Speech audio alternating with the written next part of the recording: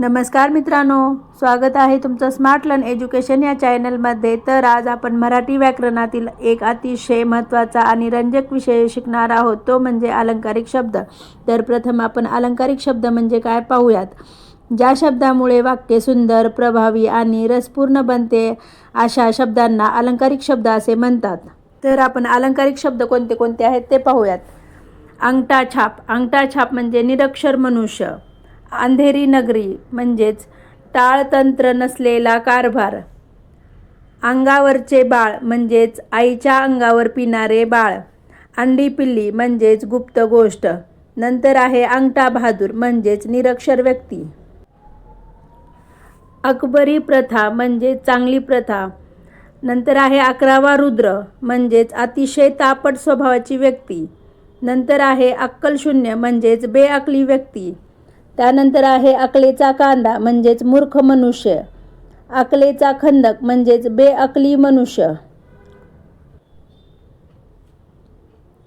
अक्काबाईचा फेरा म्हणजेच एकदम दारिद्र्याची अवस्था येणे। नंतर आहे आगळबम म्हणजेच अवाढव्य शरीराची व्यक्ती। त्यानंतर आहे अजागळ म्हणजेच निरुपयोगी व्यक्ती। यानंतर आहे अजातशत्रू म्हणजेच शत्रू नसलेला। 18 दारिद्र्य म्हणजेच अत्यंत दारिद्र्यावस्था येणे। नंतर 18 धान्याचे म्हणजेच निरनिराळ्या गोष्टीचे केलेले मिश्रण। त्यानंतर आहे अडणीवरचा शंख म्हणजेच उच्च पदावरील अपात्र व्यक्ती। त्यानंतर आहे अडेलतटू म्हणजेच आपलाच हेका चालविणारा। अर्धचंद्र म्हणजेच गचांडी देणे किंवा काढून टाकणे। यानंतर आहे अनागोंदी कारभार म्हणजेच ताळतंत्र नसलेला कारभार। त्यानंतर आहे अनेक कोटीसार म्हणजेच अति धनवान व्यक्ती। अभिजात म्हणजेच उच्च दर्जाचा। त्यानंतर आहे अभिवृत्ती म्हणजेच उत्कर्ष। आंधळा कारभार म्हणजेच अंधाधुंदीचा कारभार। आंधळ्याची काठी याचा अर्थ होतो आंधळ्या व्यक्तीला आधार देणारा। त्यानंतर आहे आकाशाची कुऱ्हाड म्हणजेच निसर्गाने अकस्मात आणलेले भयंकर संकट। आखाडा सासरा म्हणजेच पोकळ पाटीलकी करणारा। आग्यावेताळ म्हणजेच अत्यंत रागीट मनुष्य। आनंदीबाई पाताळ यंत्री स्त्री।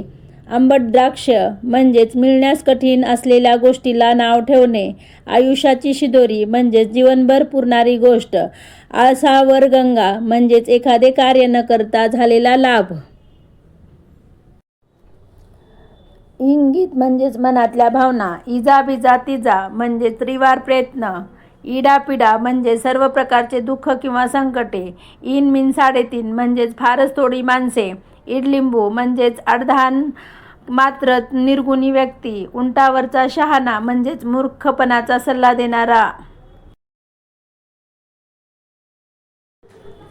उंटाचे पिल्लू म्हणजेच शिल्लक दिसणारी मात्र नुकसानकारक गोष्ट।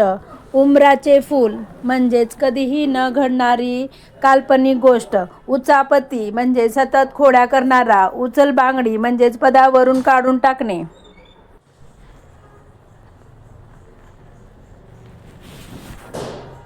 उजवा हात म्हणजेच अत्यंत उपयोगी व्यक्ती।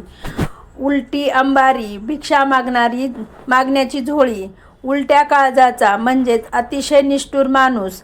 एक भुक्त म्हणजेच दिवसातून एकदा जेवणारा। एक छत्री अंमल म्हणजेच एकाधिकारशाही। व्हिडिओ आवडल्यास लाईक, शेअर आणि सबस्क्राईब करायला विसरू नका। थँक्यू।